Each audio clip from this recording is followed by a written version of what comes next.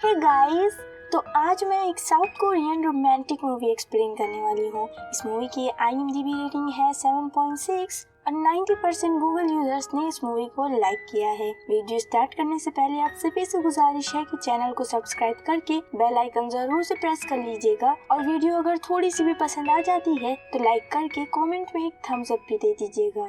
तो बिना ज्यादा बात किए चलिए शुरू करते हैं। कहानी शुरू होती है यूनजो को दिखाते हुए। वो एक IL मेयर नामक लेक हाउस को छोड़कर एक अपार्टमेंट में शिफ्ट हो रही थी। जाने से पहले वो उस घर के मेल बॉक्स में एक लेटर छोड़ जाती है। उस लेटर में एक क्रिसमस कार्ड रखा हुआ था और यूनजो ने उसमें लिखा था कि जिसे भी ये लेटर मिले वो यूनजो को वापस उसके दिए गए ईमेल एड्रेस पर वो लेटर भेज दे। सीन यहाँ पर शिफ्ट होता है और हम जीहू को देख पाते हैं। वो IL मेयर हाउस में अभी ही शिफ्ट हुआ था।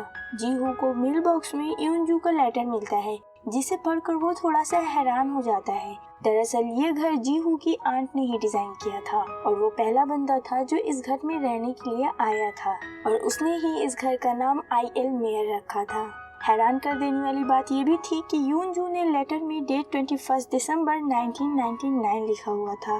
काफी ज्यादा सोचने के बाद जीहू यूनजो को रिप्लाई करता है कि उसका लेटर शायद किसी गलत जगह पहुंच गया है क्योंकि वो IL मेयर में रहने वाला पहला बंदा है। और वो उस लेटर में यूनजो से ये सवाल भी पूछता है कि उसे कैसे पता चला कि उसके घर का नाम उसने IL मेयर रखा हुआ है। और जीहू ने अपने लेटर में डेट 28 दिसंबर 1997 लिखा हुआ था। यूनजो लेटर को पढ़कर लेक हाउस आती है चेक करने के लिए और उसे घर खाली मिलता है। उस घर में अभी कोई दूसरा इंसान रहने के लिए नहीं आया था। यूनजो वहीं बैठकर एक और लेटर लिखती है कि मुझे नहीं पता मेरा लेटर दूसरी जगह कैसे पहुंच गया, लेकिन मुझे ये यकीन है कि तुम 1997 से तो बिल्कुल भी नहीं हो।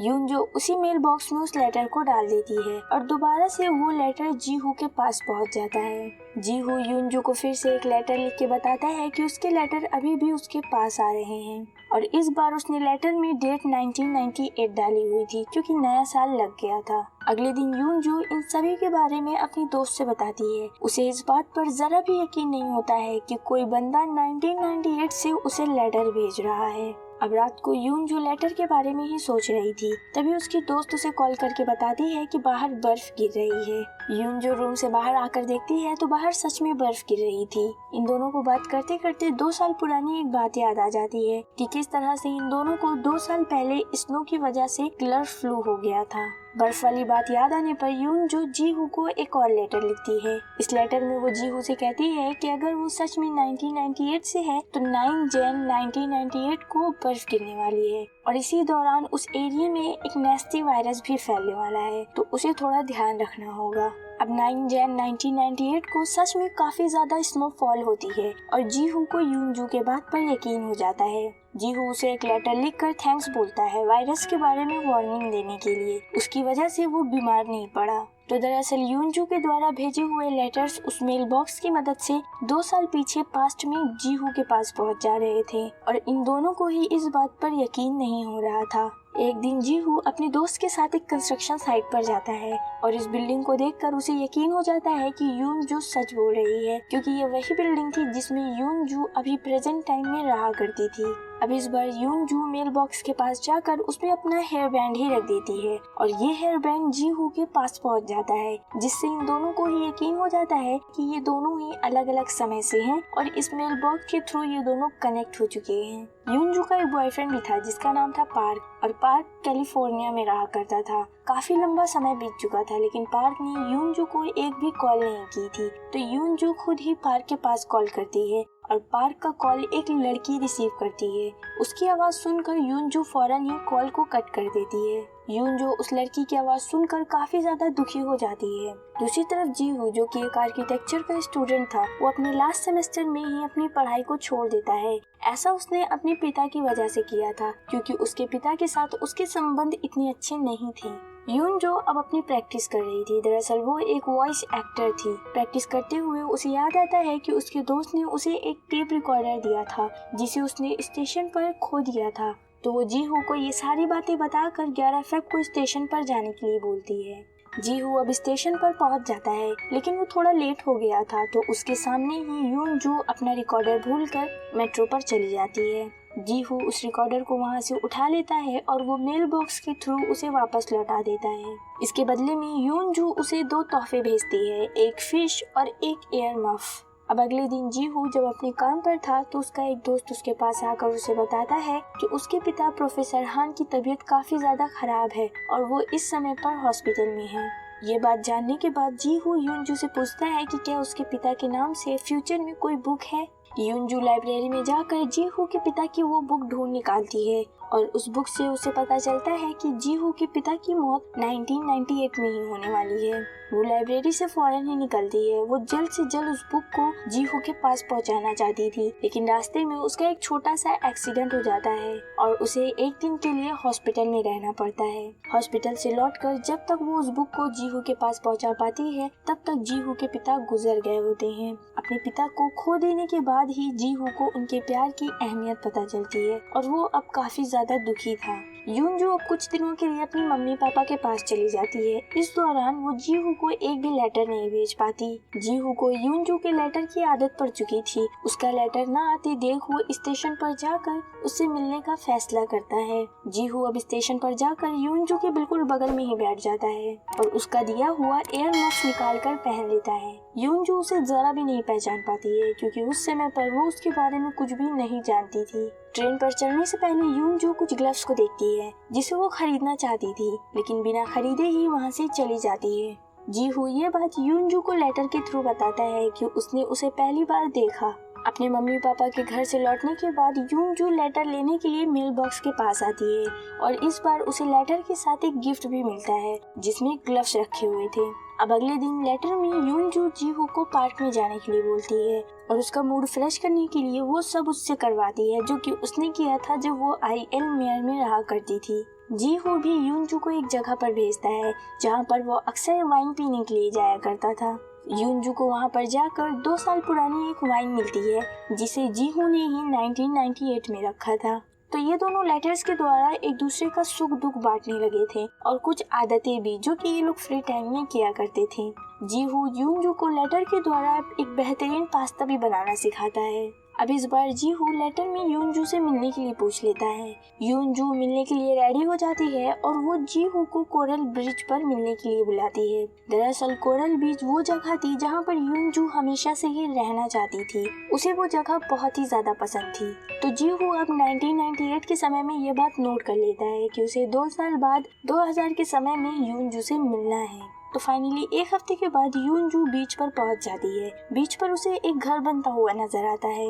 यूनजू वहीं पर रुककर घर का मॉडल देखने लगती है। तभी वहाँ पर एक लड़की आकर उससे पूछती है कि उसे क्या चाहिए। यूनजू उस लड़की से पूछती है कि ये घर किसका है। वो लड़की बताती है कि ये घर एक बंदा अपने सच्चे प्यार के लिए बनवा रहा है।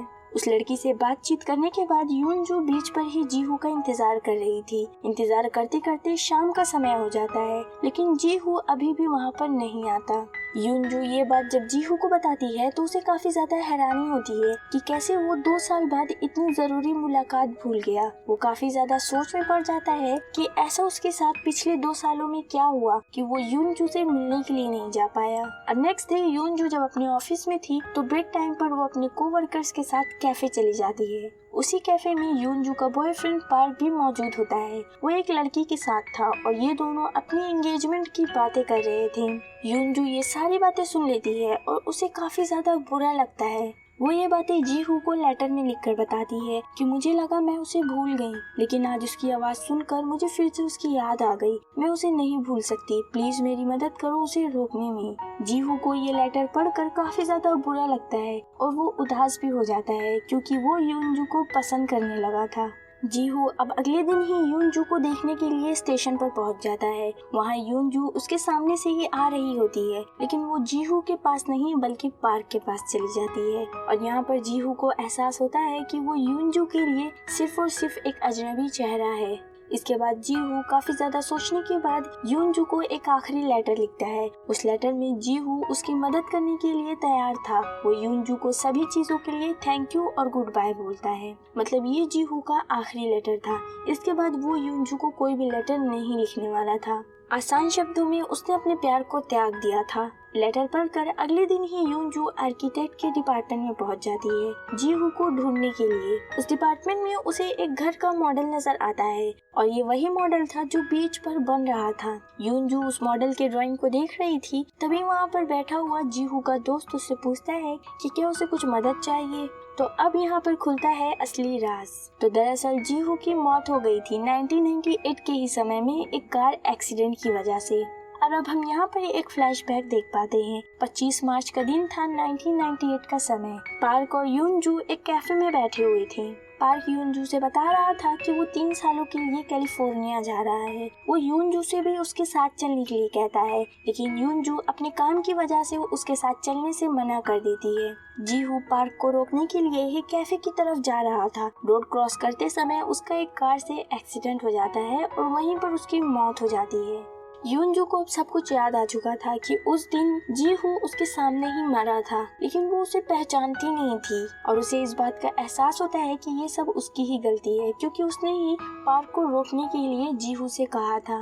यूनजू फौरन ही डिपार्टमेंट से निकलकर एक लेटर लिखती है जीहू को रोकने के लिए और वो मेल बॉक्स में उसे डाल देती है और वहीं पर बैठकर काफी ज्यादा रोती है। वो प्रे कर रही थी कि जीहू वहाँ पर ना जाए और मरने से बच जाए। तो यही रीजन था, इसीलिए जीहू 2 साल बाद यूनजू से मिलने के लिए बीच पर नहीं आ पाया था और बीच पर वो घर जीहू ने यूनजू के लिए ही बनवाने का ऑर्डर दिया था। सीन अब यहाँ पर कट हो जाता है और हम जीहू को देख पाते हैं। वो यूनजू के पास पहुँचता है जब वो आईएल मेयर को खाली करके जा रही थी। उसके हाथ में यूनजू का लेटर था और वो उससे कहता है कि एक मैजिकल टेल सुनने के लिए और मुझ पर यकीन करने के लिए रेडी हो। एंड मूवी यहीं पर खत्म हो जाती है। तो शायद लास्ट में आप थोड़ा सा कंफ्यूज हो गए होंगे कि जीहू यूनजू के पास कैसे पहुँच गया।